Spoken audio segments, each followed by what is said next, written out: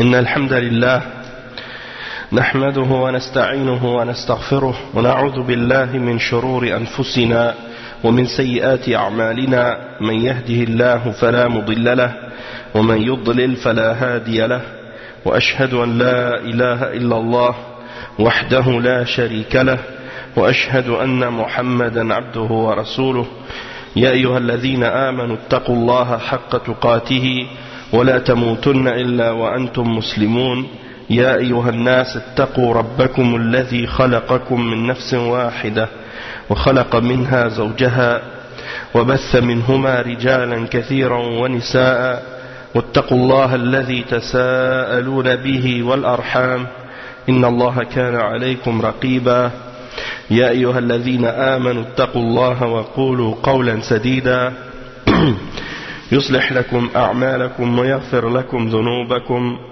ومن يطع الله ورسوله فقد فاز فوزا عظيما أما بعد وإن خير الكلام كلام الله وخير الهدي هدي محمد صلى الله عليه وسلم وإن شر الأمور محدثاتها وكل محدثة بدعة وكل بدعة ضلالة وكل ضلالة في النار أما بعد.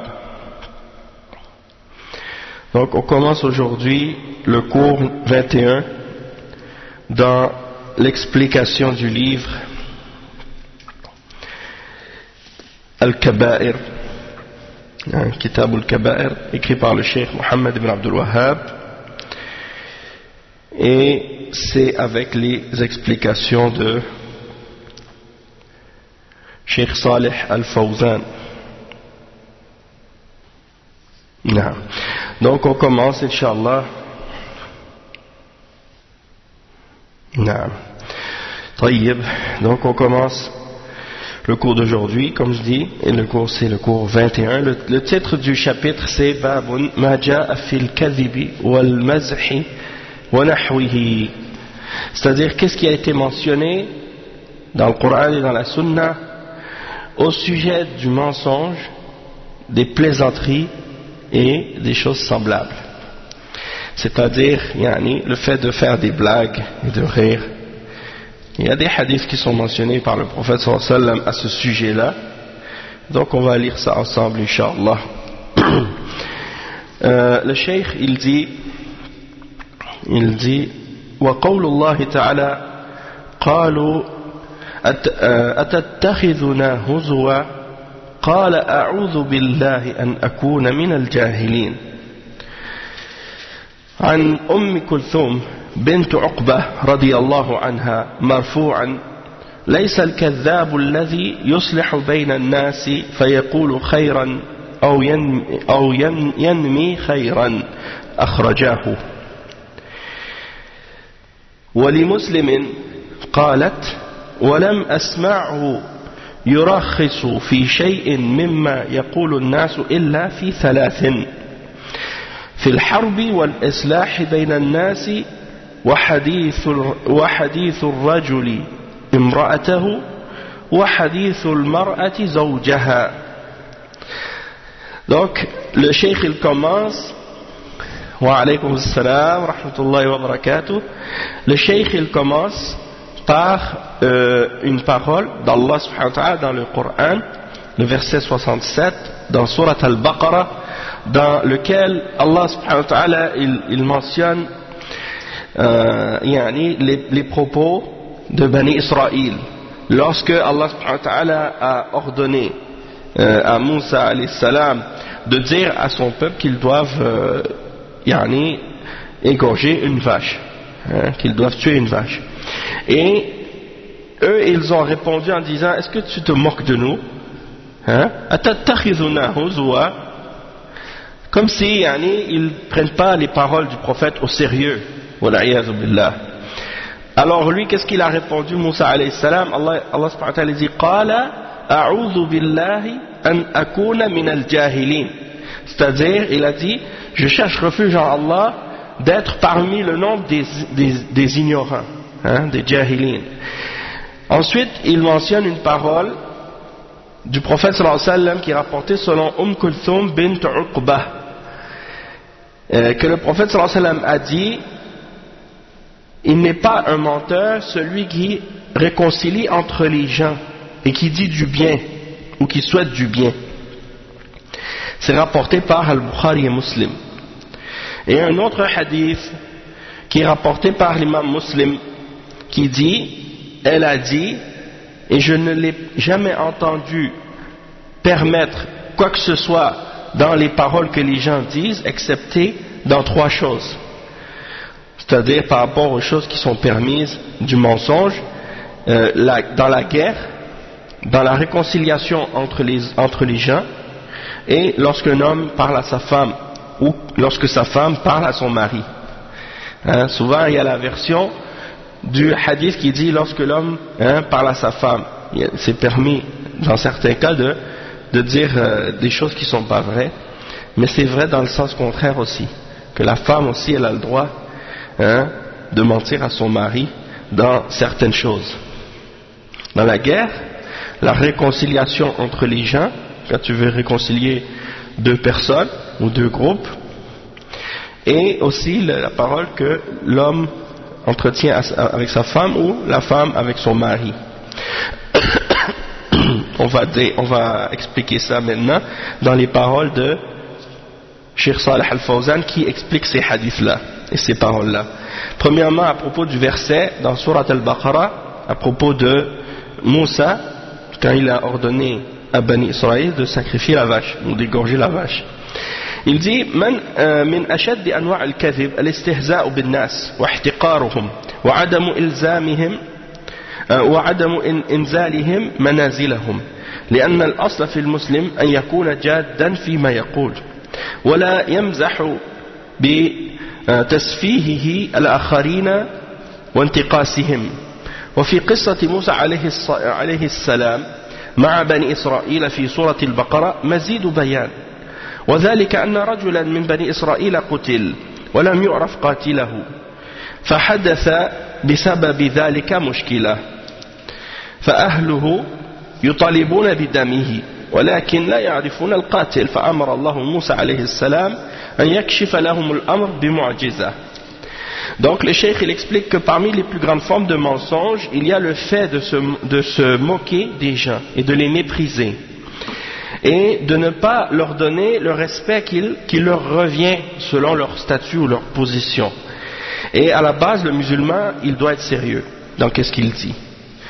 Et il ne plaisante pas avec les gens pour se moquer ou diminuer les gens ou les traiter avec un manque de respect ou des choses comme ça. Et dans l'histoire de Moussa alayhi salam avec Bani Israël, dans Surat al-Baqarah, il y a un surplus d'exemples à ce sujet-là et plus d'explications. Et il dit que c'est du fait qu'il y a un homme parmi les hommes de Bani Israël qui avait été tué et on ignorait qui était son tueur, qui l'avait tué. Alors à cause de ça, il y a eu un certain problème qui s'est produit. Et les membres de la famille de la victime demandent pour que son sang soit payé, pour qu'il y ait réparation, vengeance. Mais ils ne savent pas qui est le tueur. Alors Allah subhanahu wa ta'ala a ordonné à Moussa alayhi salam de faire quelque chose pour faire en sorte que le tueur soit découvert par un miracle. Par un miracle. Alors il dit فَدَعَاهُمْ عَلَيْهِ السَّلَامِ لِأَنْ يَذْبَحُوا بَقَرَةً. Alors il les a invités à ce qu'ils sacrifient une vache. Il dit ثُمَّ يَأْخُذُوا قِطْعَةً مِنْهَا وَيَضْرِبُ بِهَا الْمَقْتُولِ. Puis ils prennent une partie de cette vache et ils frappent la victime avec. Il dit فَإِذَا ضَرَبُوهُ قَامَ بِإِذْنِ اللَّهِ. Une fois qu'ils l'ont frappé avec le morceau de la vache, il va se tenir debout, il va se lever par la permission d'Allah. فَأَخْبَرَهُمْ مَنِ الْقَاتِلِ. Donc وَأَخْبَرَهُمْ مَنِ الْقَاتِلِ. Il va leur dire qui était le tueur. فلما أمرهم عليه السلام بما أمره الله عز وجل قالوا أتتخذنا هزوا يعني ما علاقة ذبح البقرة بقصة القتل. Donc quand Moussa alayhi salam leur a ordonné d'égorger cette vache, les gens de Bani Israël ont dit, est-ce que tu nous prends en plaisanterie? Est-ce que tu es en train de te moquer de nous? Et ils disent, en voulant dire, c'est quoi la relation entre le fait de sacrifier une vache ou d'égorger une vache et l'histoire de ce meurtre? Et comme s'ils veulent penser que Moussa alayhi salam, il leur ordonne de faire quelque chose et que c'est pas sérieux, comme s'il plaisante avec eux. Et le cheikh il dit وهذا من تنطعات بني إسرائيل وتطاولهم على أنبياء الله. Il dit ça fait partie des exemples des attaques de Bani Israël et comment ils manquent de respect envers les prophètes d'Allah. C'est-à-dire qu'ils traitent les prophètes d'Allah comme si c'était des gens n'importe qui, et qu'ils ne leur adressent pas la parole avec respect. Ils parlent avec lui même en disant des paroles qu'on ne dirait pas à quelqu'un comme un prophète. Est-ce que tu te moques de nous? Comment tu peux parler comme ça à un prophète? C'est comme les gens d'aujourd'hui, comment ils parlent. C'est comme si c'est quelqu'un qui est sérieux, un prophète d'Allah ou un savant de la religion, un homme de science, puis toi tu lui dis, est-ce que tu me niaises? Est-ce que tu es en train de te moquer de moi? Tu plaisantes ou quoi? T'es pas sérieux? Comment tu parles comme ça à un prophète d'Allah? Ça c'est inacceptable. Et donc ça fait partie des exemples du comportement de Bani Israël avec les prophètes.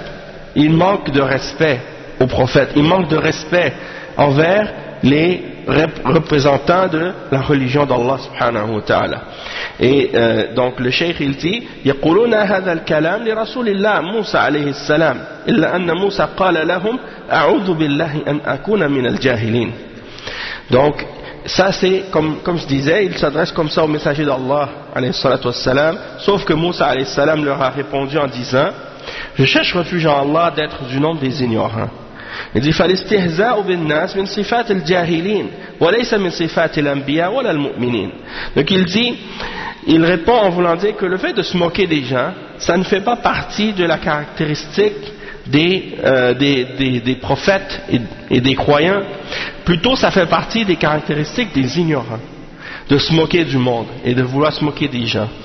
Il dit ثم إنهم شددوا على أنفسهم فطلبوا صفة البقرة ولو أنهم عمدوا إلى أي بقرة فذبحوها لأجزأهم ذلك ولكنهم شددوا على أنفسهم فشدد الله عليهم وقالوا ادع لنا ربك يبين لنا ما هي قال إنه يقول إنها بقرة لا فارض ولا بكر عوان بين ذلك فافعلوا ما تؤمرون. أي لا كبيرة ولا صغيرة عوان بين ذلك فافعلوا ما تؤمرون. وهذا فعل أمر حيث أمرهم أن ينصاعوا لما طلبه الله منهم ويدعوا التنطعات. Donc le cheikh il dit, si à la base ils avaient égorgé n'importe quelle vache, ça aurait suffi et ça aurait été correct.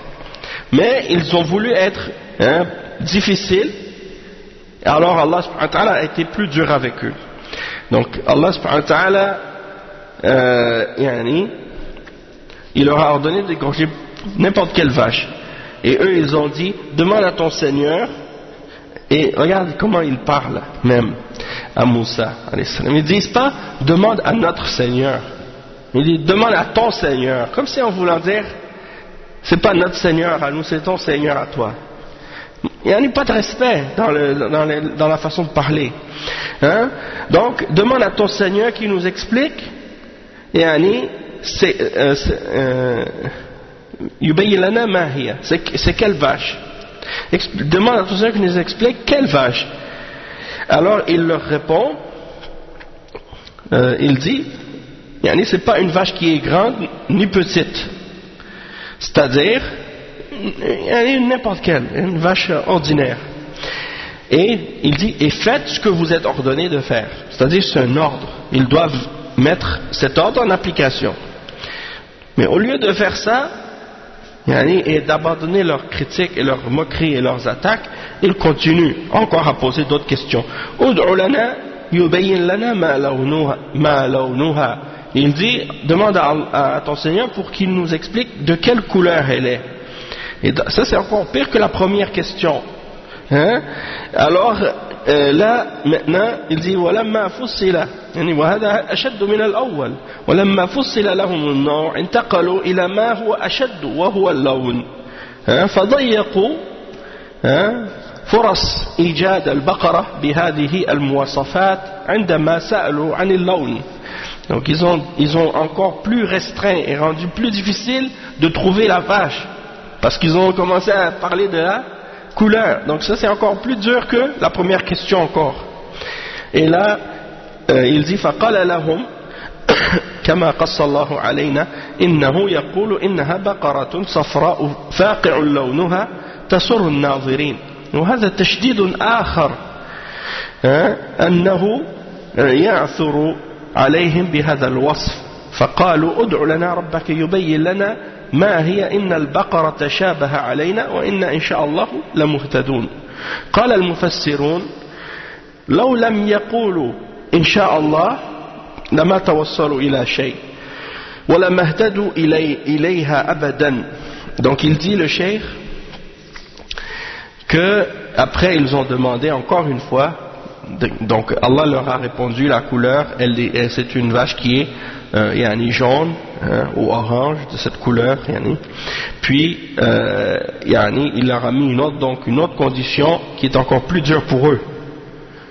Et ils ont dit malgré tout, demande à ton Seigneur, invoque ton Seigneur pour qu'il nous explique quelle vache, parce qu'elles se ressemblent tous pour nous, puis on ne sait pas laquelle, et par la volonté d'Allah on sera bien guidé. Par la volonté d'Allah on sera bien guidé. Et il dit, les savants de tafsir ont dit, s'ils n'avaient pas dit par la permission d'Allah, ils ne seraient jamais arrivés à trouver et à être guidés vers la bonne.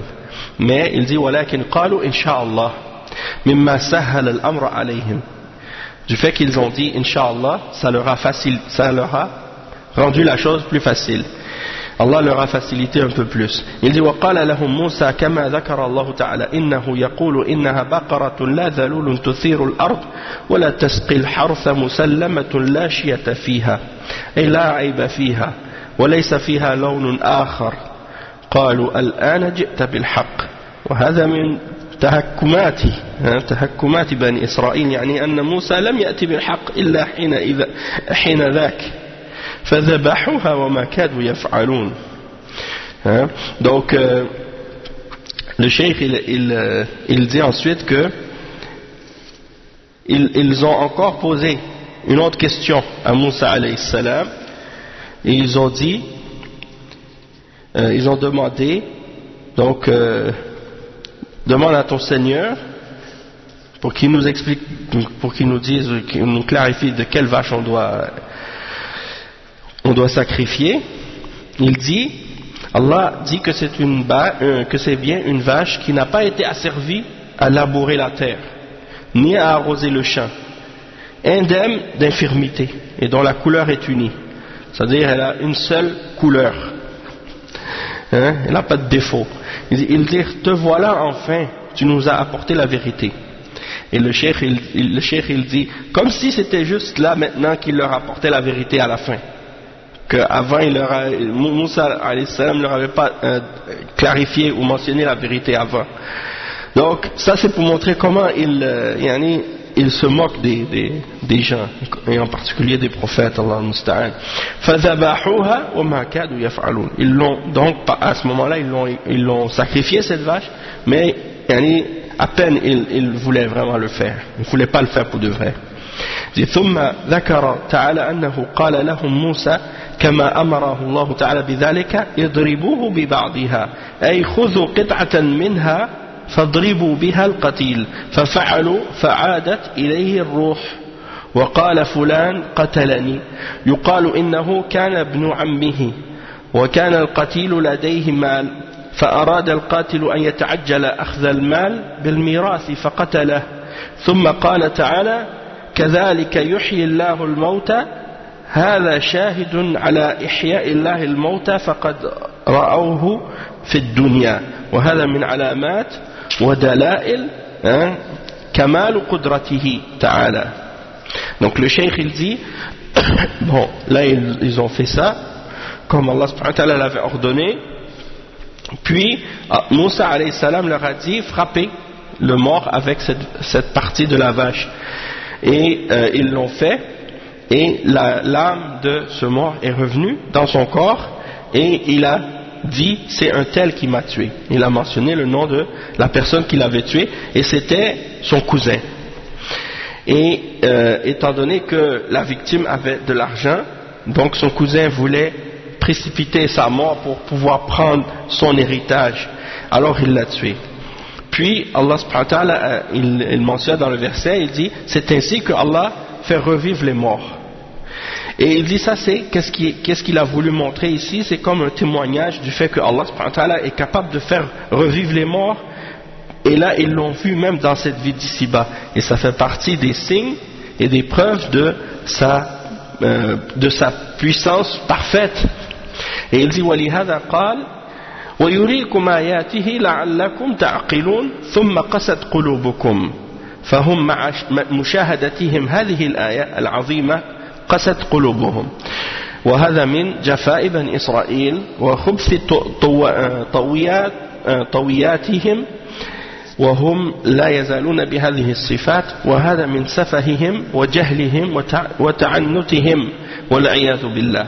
Donc le cheikh il dit que Allah subhanahu wa ta'ala il dit par la suite dans le verset, et il vous montre, il dit ce qui signifie, il vous montre ces signes pour que vous puissiez réfléchir, puis par la suite vos cœurs se sont endurcis. Donc le cheikh il dit, malgré qu'ils ont vu comment Allah a fait revivre le mort, avec le morceau de la vache dans ce verset, malgré tout par la suite leur cœur est redevenu dur encore. Et donc ça c'est pour montrer à quel point les fils d'Israël sont durs et qu'ils sont mauvais dans leur façon d'être. Dans leur façon d'être envers la religion, et c'est pour cette raison donc ils ont toujours cette caractéristique là en eux-mêmes, et ça c'est un signe de leur faiblesse d'esprit, de leur ignorance et de leur obstination, wal'iyadhu billah. Et le cheikh il dit ensuite والشاهد في هذه الآيات قولهم أتتخذنا هزوا فدل هذا على أنه لا يجوز اتخاذ الناس هزوا وسخرية. Il dit qu'est-ce qu'on voulait tirer de cette histoire. En fait, c'est la partie où Bani Israël s'adresse à Moussa en disant est-ce que tu nous prends est-ce que tu te moques de nous, est-ce que tu nous prends en plaisanterie ou des choses comme ça. Et donc ça c'est la preuve qu'il n'est pas permis de se moquer des gens et de rire des gens, des choses comme ça. Et le cheikh il dit وقوله صلى الله عليه وسلم ليس الكذاب الذي يصلح بين الناس رواية هذا الحديث هي أو راوية هذا الحديث هي كلثوم بنت عقبة ابن أبي معيط كان أبوها كافرا شديد العداوة للنبي صلى الله عليه وسلم وقتل بعد وقعة بدر وهذه البنت من الله عليها بالإسلام فأسلمت وحسن إسلامها وهاجرت وصارت صحابية جليلة تروي هذا الحديث الذي فيه أنه استثنى صلى الله عليه وسلم من الكذب ما كان فيه إصلاح بين الناس وذكرت مسائل أخرى يرخص فيها بالكذب للمصلحة. Donc le cheikh il dit que ensuite il y a un hadith du prophète sallallahu alayhi wa sallam dans lequel il dit que celui qui réconcilie entre des gens, il n'est pas un menteur. Et ça c'est une narration qui est rapportée selon Kulthum bint Uqba. Kulthum bint Uqba ibn Abi Mu'ayt. Et c'est une sahabiyya. Et le cheikh il explique que son père était kafir, son père n'était pas musulman. Et il détestait le prophète sallallahu alayhi wa sallam. Il était un ennemi acharné contre le prophète sallallahu alayhi wa sallam. Il a été tué après la bataille de Badr. Il a été tué après la bataille de Badr. Et cette fille, la fille de cet homme, Allah subhanahu wa ta'ala lui a fait la faveur de la guider à l'islam. Et donc elle s'est convertie à l'islam et elle a bien pratiqué son islam et elle a fait la hijra. Elle a émigré dans le sentier d'Allah. et elle est devenue une grande sahabiya. Et elle rapporte ce hadith dans lequel le prophète sallallahu alayhi wa sallam disons, il mentionne que le fait de réconcilier entre les gens, c'est quelque chose qui est une exception parmi les choses qui sont permises du mensonge. D'accord? Et il explique qu'il y a d'autres choses qu'elle mentionne aussi, parmi les choses que le prophète sallallahu alayhi wa sallam a permis du mensonge pour un intérêt ou un bienfait quelconque. Parce que dans certains exemples, comme les 3 exemples qui sont mentionnés dans ce hadith, il y a un bienfait de pouvoir mentir dans ces cas-là, c'est pour faire du bien en réalité. Et il donne l'exemple ici du premier cas, al-oula al-islahu bayna an-nas, والثانية في الحرب فيحق للقائد أن يروي في الكلام للخدعة وليس يكون رسول الله صلى الله عليه وسلم يريد غزوه إلا ورى بغيرها وهذه من السياسة الحربية فيجوز الكذب في الحرب على العدو لمصلحة المسلمين وكذلك يجوز الكذب على الزوجة من أجل دوام العشرة كأن يقول الرجل لزوجته بأنه يحبها ويريد أن يشتري لها وأن يصنع لها أمرا وهو لا يريد أن يفعل إما لقلة ذات اليد أو لعدم إمكانية تحقيق ذلك وهي تقول له بأنها تحبه وأنه أحب الناس إليها فإن هذا لا بأس به ويكون من أسباب دوام العشرة وبقاء المحبة. Donc le cheikh il explique que la première chose qui est mentionnée dans le hadith, c'est le fait de réconcilier entre des personnes lorsqu'ils sont en dispute ou lorsqu'ils sont fâchés ou en colère les uns avec les autres. Toi tu vas aller voir, tu leur dis des choses pour les réconcilier, même si c'est pas vrai, dans le sens que par exemple si tu dis un tel il parle du bien de toi, il parle de toi, il regrette qu'est-ce qu'il a fait, il pense qu'il n'aurait pas dû faire ça, puis l'autre tu vas le voir, tu lui dis ça aussi, tu vois, pour les réconcilier ensemble. Allahu a'lam, je sais pas. Mais il y a le deuxième exemple du hadith, c'est aussi qu'est-ce qui est des stratégies militaires. Comme par exemple dans la guerre, le chef de l'armée, il va faire quelque chose, une ruse militaire pour tromper l'ennemi, pour leur faire croire quelque chose qui est le contraire de la réalité, pour le surprendre. Comme par exemple, le messager d'Allah sallallahu alayhi wa sallam, quand il voulait partir en guerre quelque part, il disait jamais où est-ce qu'il s'en allait. Et il partait jamais directement dans la direction où il voulait aller.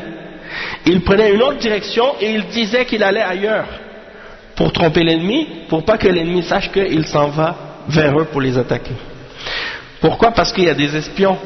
Et si le prophète sallallahu alayhi wa sallam disait directement où il allait, bien c'est sûr qu'ils allaient se préparer à sa venue.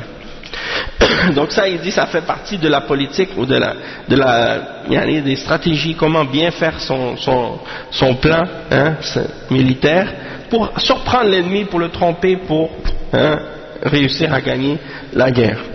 Et il dit donc que c'est permis de mentir dans la guerre contre l'ennemi pour un bienfait. Mais aussi en même temps, par rapport à ça, il faut comprendre que certains parmi les Khawarij, ils prennent cette parole du prophète sallallahu alayhi wa sallam par rapport à la guerre et aux mensonges dans la guerre et ils les tirent en dehors de ses limites, dans le sens que eux, premièrement les Khawarij, ils pensent que c'est eux qui décident qui est en guerre contre qui, alors qu'on sait très bien que la guerre c'est les dirigeants qui décident. Qui est en guerre contre qui? C'est les dirigeants qui décident, pas les individus comme ces gens-là qui n'ont aucune décision dans les questions militaires d'un État ou d'un pays. Donc eux, ils décident qui est en guerre contre qui, puis contre qui on a le droit de mentir. Donc ils viennent dans les pays des kuffars, ils se permettent, par exemple, ils vont dire je vais raser la barbe, je vais boire de l'alcool, je vais aller dans des boîtes de nuit, je vais faire les péchés, pour que les kuffars pensent que moi je suis pas quelqu'un qui est religieux. Comme ça ils vont pas me surveiller puis après je vais aller faire des attentats terroristes, ou je vais aller faire ci et ça, je vais les attaquer, les kuffars. Naam, comme des voyous, naam. C'est pour ça que tu vois beaucoup d'entre ces gens-là, c'est des voyous vraiment. Donc Allah al-Musta'an, il pense que de faire ça, ça fait partie de mentir, hein, pour la cause de l'islam, ou pour le djihad.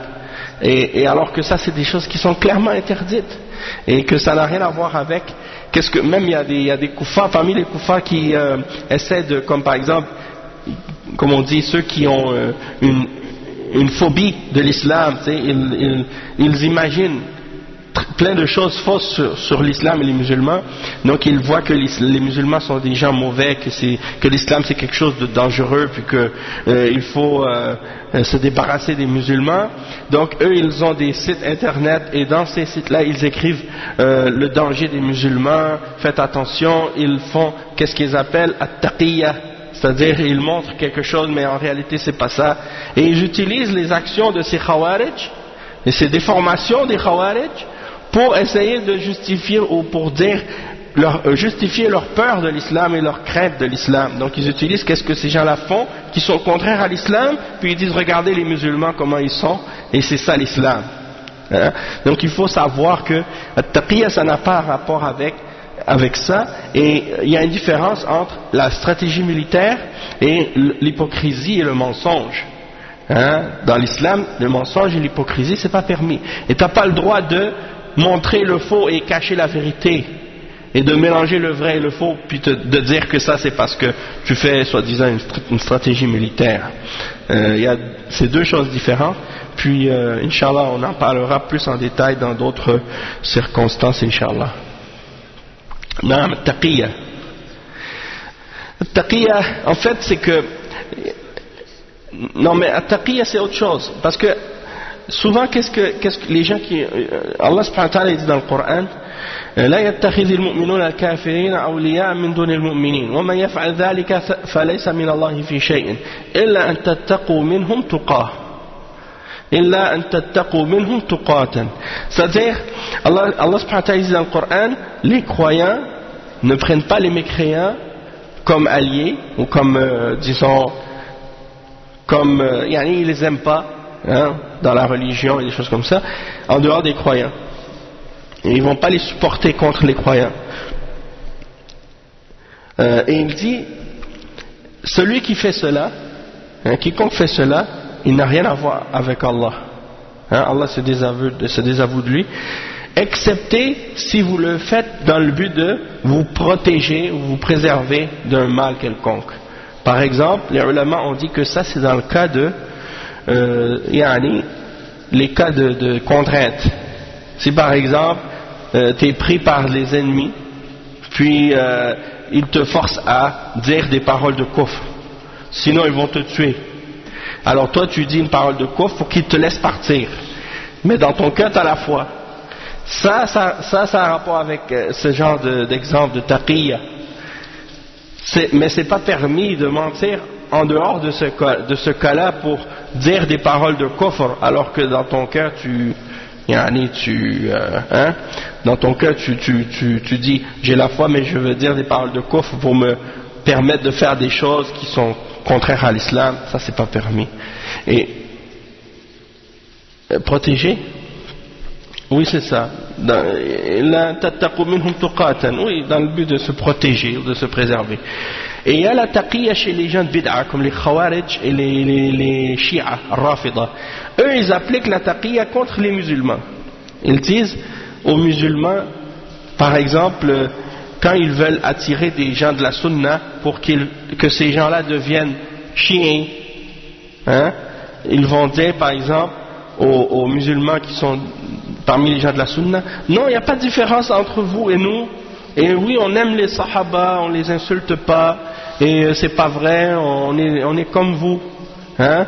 Et ils disent même dans les hadiths qu'ils ont dans leurs livres que la taqiyya pour eux dans leur religion c'est 9/10 de la religion, tu vois. Et il dit celui qui n'a pas de taqiyya il n'a pas de religion. Pour eux donc c'est comme si c'est essentiel pour eux de mentir, hein? Et ils vont dire par exemple non, nous on n'insulte pas les sahaba, on n'est pas contre Abu Bakr et Omar, on n'insulte pas Aïcha radiallahu anha, alors que c'est faux. Hein? Mais pour faire croire aux gens qu'ils sont près des musulmans, puis qu'ils aiment Ahl Sunnah, donc pour attirer ces gens-là, pour qu'ils deviennent Shia, ils vont leur mentir comme ça au début, puis après petit à petit ils vont commencer à leur jeter des doutes pour essayer de les influencer, pour les attirer vers eux. Ça c'est un exemple. Donc les Shia al-Rafida, ils ont taqiyya. Des fois par exemple ils vont prier derrière un imam sunni, hein? Puis donc là ils vont dire, vous voyez on prie derrière un imam qui est sunni, alors qu'en réalité, hein, ils vont refaire la prière après. Ils vont la refaire parce qu'ils croient que la prière derrière un sunni c'est pas valable. Donc c'est pour tromper. Taqiyya, eux ils l'utilisent dans le sens du nifaq, de l'hypocrisie. Et les Khawarij c'est la même chose. Hein? Ils utilisent le terme taqiyya dans le sens du nifaq, pour justifier toutes sortes de choses qui sont contraires à l'islam. Et bien entendu, ça c'est pas la vraie signification de taqiyya. Et on a parlé de ça déjà, puis on en reparlera une autre fois, mais c'est juste pour dire ça par rapport avec les Russes de guerre. Il y en a qui se permettent, comme par exemple quand ils font la da'wa aux kuffars, ils se permettent de dire le contraire de la vérité dans l'islam, soi-disant pour le bien de l'islam. Ils pensent que ça c'est pour un intérêt ou pour un bienfait. Et ça tu le retrouves souvent aussi chez les Ikhwan. Donc par exemple ils vont déformer la réalité de l'islam, ils vont dire aux kuffars, oui l'islam c'est la démocratie, l'islam c'est la liberté, dans l'islam l'homme et la femme sont égaux, dans l'islam tout le monde peut faire ce qu'il veut, il n'y a pas de choses, hein. Puis tout ça c'est des choses qui ne sont pas vraies, mais ils utilisent des ruses comme ça, du talbis, pour mélanger le vrai et le faux, puis ils pensent qu'en faisant ça ils vont attirer les non-musulmans à l'islam, et en réalité ils leur mentent. Ils déforment la vérité. Et ça, c'est pas permis d'agir comme ça. Hein? Parce que la démocratie, c'est pas quelque chose qui est bon. C'est pas quelque chose qui vient d'Allah. C'est quelque chose qui est rempli de problèmes et de défauts, d'égarements et d'injustices. Donc si tu attribues cette injustice-là à l'islam, tu mens contre Allah. Parce que la religion d'Allah, elle est parfaite. Et la démocratie, elle n'est pas parfaite. Donc tu attribues quelque chose d'imparfait à la religion d'Allah, tu risques d'égarer les hommes en faisant ça. Eux, ils pensent qu'en attribuant l'islam, la démocratie à l'islam, ils font honneur à l'islam, alors qu'ils sont en train de salir l'islam. Parce que la démocratie ne mérite pas de faire partie de l'islam, parce qu'elle est corrompue, c'est un système pervers. Il y a beaucoup de choses négatives dedans. Allah musta'an. Donc c'est pour ça, même il y a des kuffars qui l'ont reconnu eux-mêmes. Il y a des kuffars qui ont écrit des critiques de la démocratie pour montrer les défauts qu'il y a dedans. Et ça c'est juste un exemple, mais sinon nous quand on regarde selon le Coran et la Sunna, on voit clairement que c'est pas en accord avec l'islam et que c'est en contradiction même avec l'islam. Donc ça il n'y a pas de problème, mais il faut juste bien comprendre qu'on n'a pas le droit de mentir de cette façon et de dire des choses mensongères, soi-disant au nom de vouloir attirer les non-musulmans à l'islam ou de vouloir les ramener à l'islam, parce que tôt ou tard ils vont découvrir la réalité, puis ils vont dire vous m'avez menti, vous m'avez dit ça et maintenant je lis le Coran puis je vois que qu'est-ce que vous me dites c'est pas vrai, vous m'avez dit ça et je vois dans les hadiths du prophète sallallahu alayhi wa sallam que qu'est-ce que vous disiez, ça c'est pas vrai, regardez c'est marqué dans les hadiths le contraire de qu'est-ce que vous dites. Les gens sont pas bêtes à ce point. Et donc, c'est mieux de dire la vérité comme ça. Si quelqu'un accepte la vérité, il l'accepte parce qu'il l'a vraiment connue. Et s'il la rejette, il la rejette avec connaissance. Comme Allah dit dans le Coran, لِيَحْيَا مَنْ حَيَّ عَنْ بَيِّنَةٍ لِيَهْلِكَ مَنْ هَلَكَ عَنْ بَيِّنَةٍ وَيَحْيَا مَنْ حَيَّ عَنْ بَيِّنَةٍ. C'est-à-dire celui qui va périr, il va périr avec la preuve, et celui qui va être vivant, qui va être sauvé, il va être sauvé avec la preuve, pas avec les mensonges.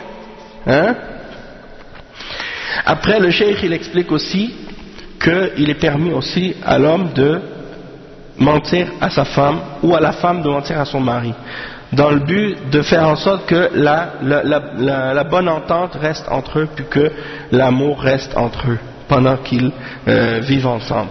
Comme par exemple l'homme qui va dire à sa femme qu'il l'aime ou qui veut lui acheter telle chose, ou qui veut faire telle chose pour elle, en réalité, il veut pas le faire, soit parce qu'il n'a pas les moyens de le faire, ou soit parce qu'il ne peut pas le réaliser à ce moment-là. Et elle va lui dire qu'elle l'aime, et que c'est la personne qu'elle aime le plus au monde, alors que c'est pas nécessairement vrai, mais elle le dit pour qu'il soit content, et il n'y a pas de problème avec ça. Et ça, c'est pour que la relation de mariage dure, et que l'amour reste entre le couple. Comme l'homme, il va dire, t'es la plus belle femme au monde, il n'y a pas de femme plus belle que toi, et ta nourriture, c'est la meilleure nourriture, j'ai jamais mangé ça, meilleur que ça, hein? Donc elle est contente en même temps.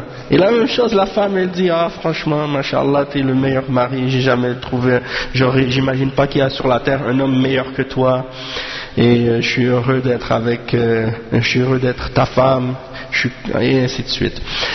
Donc, pour faire en sorte qu'il y ait cette bonne relation-là entre l'homme et sa femme. Et il dit ensuite, فدل الحديث على أن الكذب محرم إلا في هذه الخصال الثلاث. Donc ça c'est la preuve que ce hadith-là il prouve que le mensonge il est haram, excepté dans ces trois sujets-là. لرجحان المصلحة وقد مضى ذكر اثنتين والثالثة أن تصلح بين اثنتين المتخاصمين أو جماعة فتسعى بينهم بالإصلاح وتستعمل الكذب للتقريب بينهما حتى يحصل الصلح وهذا من الكذب المباح. Donc il dit que ça c'est des choses qui sont permises parce que le bienfait de ça est plus grand que le mal. Et il dit c'est seulement dans ces trois cas-là que c'est permis. Et on a mentionné deux exemples. Le troisième, c'est de faire la réconciliation entre deux personnes qui se disputent ou deux groupes qui se disputent. Et tu fais des efforts pour les réconcilier et tu utilises le mensonge pour les rapprocher, pour qu'il y ait une réconciliation. Et ça fait partie de ce qui est permis dans le mensonge. Il dit وهذا الأصل في المسلم أن يسعى لإطفاء نار العداوة بين إخوانه فإن فساد ذات البين هو الحالقة كما ورد في الحديث. Donc le cheikh il dit qu'à la base le musulman il fait tous ses efforts pour éteindre le feu de la discorde et de l'animosité entre ses frères. Donc s'il y a une dispute entre deux musulmans, c'est le devoir des musulmans de faire des efforts pour essayer de les réconcilier et de faire éteindre ce feu. Parce que le désordre qu'il y a entre deux personnes, dans la relation de deux personnes, c'est al-haliqa. C'est comme si ça rase, ça vient raser la religion de quelqu'un. Et ça c'est mentionné dans le hadith rapporté par Abu Daoud et At-Tirmizi selon Abu Darda. Il dit وللأسف تجد بعض الناس بدل أن يصلحوا بين المتصارعين ويكونون عونا للشيطان يعني على أخيهم لأن الشيطان هذا دأبه بدل أن يصلحوا بين المتصارعين. Donc c'est ça. Il y a des gens malheureusement au lieu de réconcilier entre deux personnes qui se disputent, ils vont être comme un support au diable contre leur frère, puis ils vont l'inciter encore plus à être en dispute avec la personne. Il dit وقال الله تعالى يريد الشيطان أن يوقع بينكم العداوة والبغضاء. C'est-à-dire que Allah subhanahu wa ta'ala dit dans Surat Al-Ma'ida, le verset 91, que le shaitan il veut créer de la dispute et de l'animosité, de la haine et de l'animosité entre vous. Ça c'est un de ses objectifs du diable, c'est ça, de créer entre vous de la haine et de l'animosité. Il dit وهذا يقع كثيرا ولا سيما بين طلبة العلم والعلماء فينتج عن ذلك إشعال نار الفتنة وتقسيم الناس إلى أحزاب كل حزب يسب الآخر وبالتالي تحصل الفرقة بين المسلمين وتشتعل العداوة بينهم والفرقة مرتع مرتع خصب للشيطان. Le cheikh il dit que ça arrive souvent parfois malheureusement entre les étudiants de sciences et les ulama, et à cause de cela le feu de la fitna s'allume et les gens se divisent en groupes et chaque groupe insulte l'autre et par conséquent il y a de la division entre les musulmans à cause de ça, et ça allume l'animosité entre eux, et la division c'est quelque chose que le shaitan fait pour il cultive ça et il abreuve ça. Donc il faut faire attention à ce genre de situation et ce genre de choses pour éviter l'animosité entre les croyants.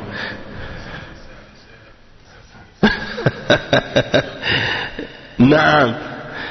Il y a des gens parfois, comme tu dis, barakallahu fik, ils mélangent les questions de disputes pour des raisons religieuses et les disputes pour des raisons de la dunya. Et ça c'est deux choses différentes. Si quelqu'un il a une animosité, une dispute avec un musulman pour des raisons religieuses valables, dans le sens que un de tes frères, ou disons un des musulmans que tu connais, avec qui tu étais par exemple en bonne relation, eh bien cette personne est tombée dans une innovation, est tombée dans une bid'ah, où il est rentré dans un groupe de hizbiyya, puis il est devenu fanatique acharné à cette bid'ah, et à cause de ça il te prend en animosité. Toi tu lui rappelles, tu lui expliques, tu lui donnes des preuves, tu lui donnes les explications, il refuse de revenir à la sunna.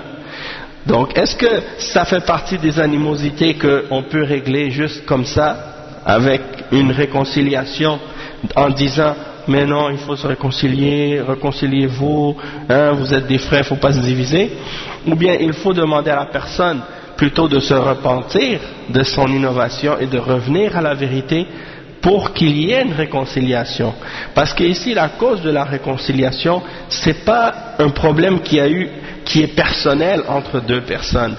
Ici c'est une cause qui est le fait qu'une des deux personnes s'est détournée de l'ordre d'Allah subhanahu wa ta'ala ou du prophète sallallahu alayhi wa sallam, et à cause de ça ça a créé le conflit et la division.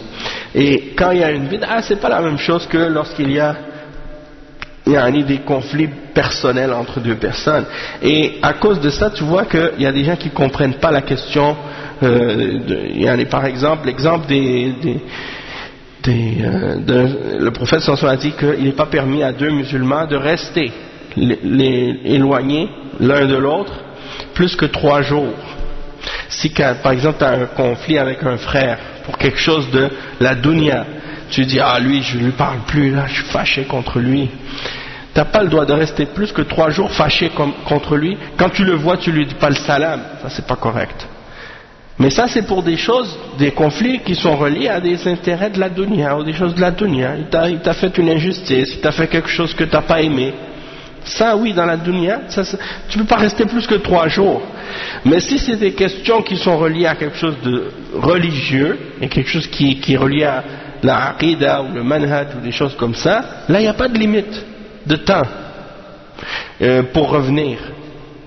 Il n'y a pas de limite de temps, parce que tant que la personne n'est pas revenue et ne s'est pas repentie, eh bien ça continue, tu vois. Et l'exemple des 3 qui étaient restés derrière, qui n'étaient pas partis à Tabouk, c'est pendant combien de jours? 50 jours avant que la repentance soit venue, pour que par la suite ils soient excusés. C'est la preuve que ça peut durer plus que 3 jours. Afwan? La question de maslaha par rapport à al-hajr, il faut comprendre qu'il y a une maslaha comme par exemple non mais c'est comme je vais t'expliquer, les gens ils mélangent la question de maslaha par rapport à ça. Il y a des gens qui disent par exemple, si on va dire quelqu'un il fait un péché ou il fait une bid'a, ok, puis tu lui fais le hajr, c'est-à-dire tu vas le boycotter cette personne. C'est quoi la maslaha de le boycotter si le fait de le boycotter ça va l'éloigner plus des musulmans ou des frères donc à cause de ça il risque de s'égarer encore plus. Donc il y en a qui disent dans ce cas-là il n'y a pas de maslaha, donc il ne faut pas le boycotter. Mais il faut comprendre que la maslaha c'est pas juste dans ce sens-là. C'est pas, il y a la maslaha de la personne qui a fait l'erreur ou qui a le problème, et il y a aussi la maslaha de la personne qui le boycotte. Elle aussi elle a sa maslaha, et sa maslaha c'est de se préserver et de préserver sa aqida et son manhaj. Peut-être que la personne, le fait que tu le boycottes, elle va peut-être s'éloigner, mais en même temps toi tu regardes ta maslaha à toi aussi, du fait que si tu continues à te tenir avec elle, elle va t'influencer dans le mal, elle risque de te jeter des shubuhat, et elle risque de te mettre des doutes dans tes principes, dans ton manhaj, dans ta aqida, qui fait que par la suite tu vas t'égarer toi aussi. Donc pour te préserver et te protéger de ça, donc tu regardes pas juste la maslaha de la personne, mais la maslaha aussi qui est à toi. Et ça c'est pour ça que les ulama ils ont dit qu'il y a deux catégories de hajr. Le hajr que tu vas faire pour punir la personne, pour le faire revenir, parce que quand il va voir que tu le boycottes, il va se sentir mal, il va dire ah il me boycotte, j'ai fait une erreur, je vais me repentir, je vais revenir à la vérité, puis on va se réconcilier. Des fois ça fonctionne, mais il y a aussi al-hajr al-waqa'i, c'est-à-dire le hajr que tu fais dans le but de te protéger toi-même et de te préserver d'un danger ou d'un égarement. Et ça aussi c'est très important, surtout par rapport à quelqu'un qui serait en train de propager des shubuhat ou des choses de ce genre. Hajr, c'est la même racine que hijra, hein? C'est la même racine que le mot hijra. Ça veut dire se séparer, se couper, s'éloigner et ainsi de suite. Naam. Donc on va s'arrêter avec ça pour aujourd'hui, Inch'Allah. Puis on continuera la suite du chapitre en question, le prochain cours, Inch'Allah.